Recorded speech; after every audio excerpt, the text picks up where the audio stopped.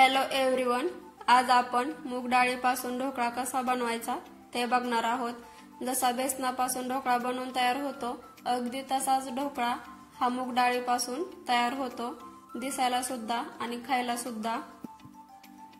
चला तर मग आपण रेसिपीला सुरुवात करूया। यासाठी इथे मी 1 वाटी मूग डाळ घेतलेली आहे। आता ही डाळ आपण मोठ्या भांड्यामध्ये ओतून घेऊया आणि ही डाळ आपण 2 ते 3 वेळा स्वच्छ पाण्याने धुवून घेऊया।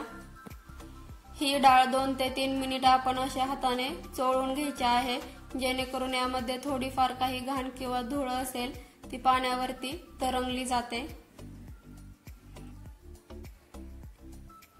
तुम्ही इथे बघू शकता यामध्ये थोडीफारची धूळ होती ती बाजूला निघलेली आहे। आता मी ही डाळ 2 ते 3 वेळा स्वच्छ पाण्याने धुवून घेतलेली आहे। यामध्ये आपण स्वच्छ पाणी ओतून ही डाळ 2 ते 3 तास भिजत ठेवायची आहे। इथे मी ही डाळ 2 ते 3 तास भिजत ठेवलेली होती। तुम्ही इथे बघू शकता चांगली भिजलेली आहे। आता यामधलं आपण पाणी ओतून काढूया आणि ही डाळ आपण मिक्सर मध्ये बारीक करून घेऊया।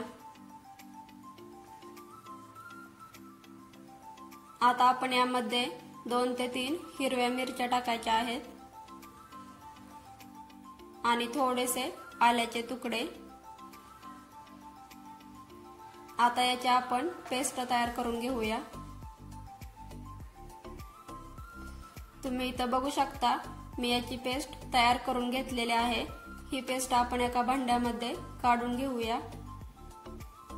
आता आपण यामध्ये चवीनुसार मीठ, थोडीशी हळद आणि 1 चमचा लाल मिरची पावडर टाकायची आहे। आता याला एका चमच्याच्या सहाय्याने आपण मिक्स करून घ्यायचं आहे, जेणेकरून हे साहित्य आपण यामध्ये टाकलेलं आहे ते या पेस्ट मध्ये मस्त असं मिक्स होईल।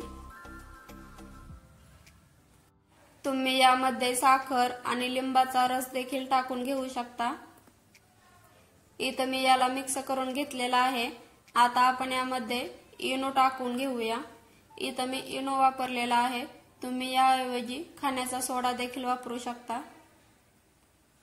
यावरती थोडंसं पाणी ओतून याला आपण मिक्स करून घ्यायचं आहे।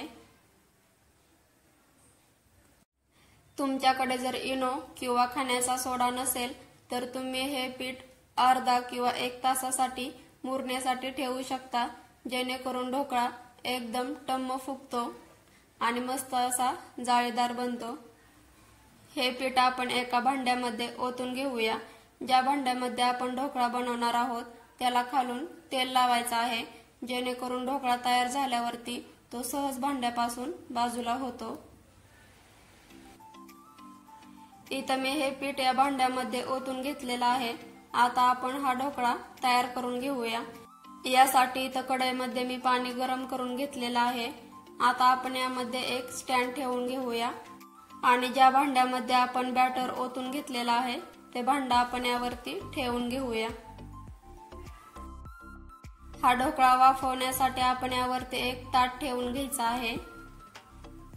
ढोकळा तयार होतोय तोपर्यंत आपण यासाठी लागणारी फोडणी तयार करूया। यासाठी आपण इथं 1 ते 2 चमचे तेल ओतून घ्यायचं आहे। तेल कडक तापलं की आपण यामध्ये मोहरी टाकून घ्यायची। मोहरी चांगली तडतडली की आपण यामध्ये कढीपत्त्याची पाने टाकून घ्यायची आहेत। कढीपत्त्याची पाने टाकून झाली की आपण यामध्ये 2 ते 3 हिरव्या मिरच्या टाकून घ्यायच्या आहेत। तुम्हाला ज्या प्रमाणात ढोकळा तिखट बनवायचा असेल त्या हिशोबाने तुम्ही इथं मिरच्या टाकायच्या आहेत। आता याला आपण 2 ते 3 मिनिट तेलामध्ये परतून घ्यायचं आहे। हे 2 ते 3 मिनिट परतून घेतलं की आपण यामध्ये पाणी ओतायचं आहे। तुम्ही जर चॅनेल वरती नवीन असाल तर अशाच नवनवीन रेसिपी पाहण्यासाठी व्हिडिओला लाईक, शेअर आणि सबस्क्राईब करायला विसरू नका।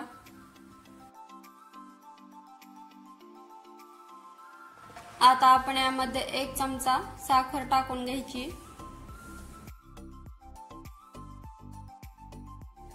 आपण यामध्ये अर्ध्या लिंबाचा रस ओतून घेणार आहोत। यामुळे ढोकळा फुलण्यासाठी किंवा जाळीदार बनण्यासाठी मदत होते।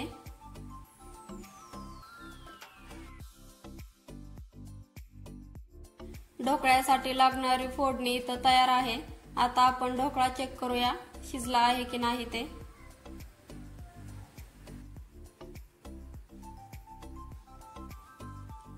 तुम्ही इथं बघू शकता या सुरीला हे मिश्रण लागत नाही, म्हणजेच हे शिजलेलं आहे।